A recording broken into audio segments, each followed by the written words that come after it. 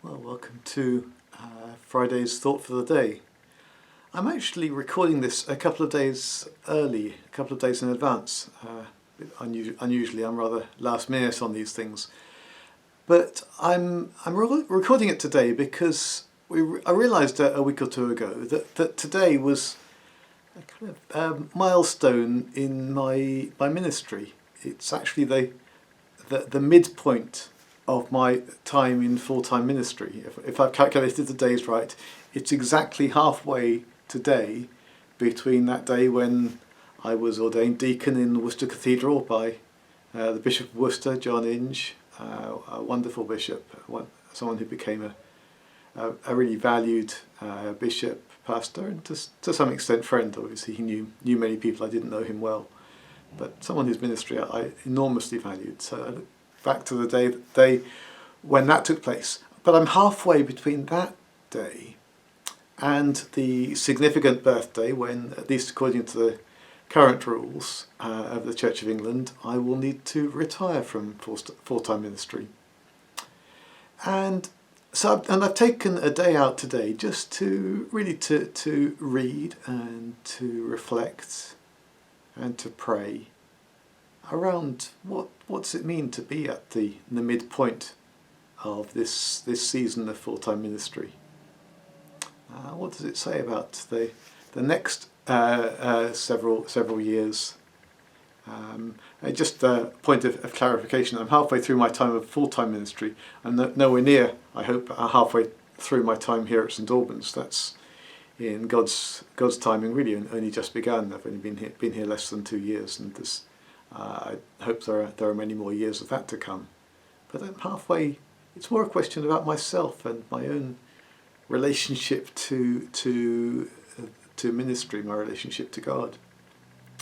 And one of the things that God's been putting on my heart as I've been reading and praying, reflecting today, is really a question as to how do I see that midpoint.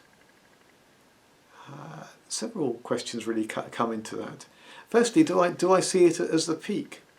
Am I now? Is it all downhill from here? Am I coasting to retirement, or there's very long coasting? Or is there actually a sense of the best is yet to come? I can look back to many wonderful, exciting times over the first few years as we were at Brickworks, so trying to re-establish or establish a church in a community where there was no church, where the church building had long been knocked down.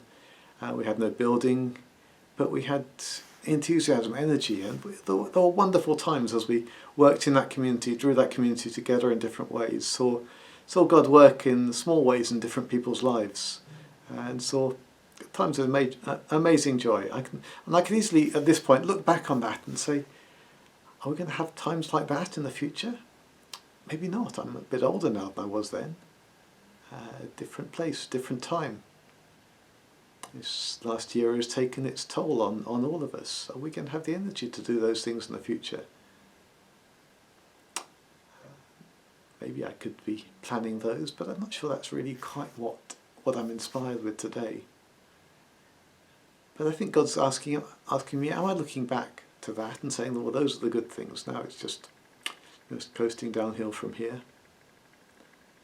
Or God is saying, I think this is where I'm really coming to in this thought and in what God's doing with me today, is the next season a season of new maturity, having learnt the lessons. Am I going to be a wiser person in this second half of my full-time ministry than I was in the first half?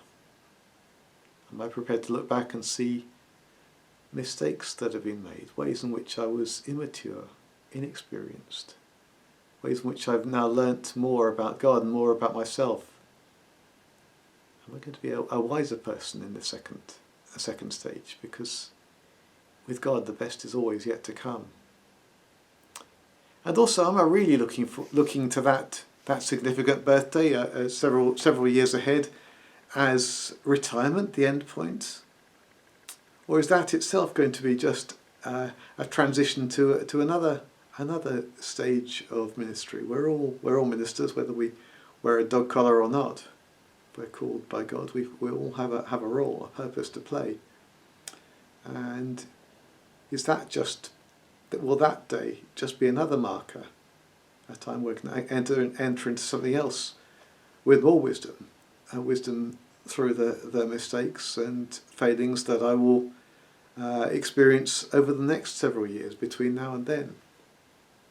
Am I a person who looks back or a person who looks forward?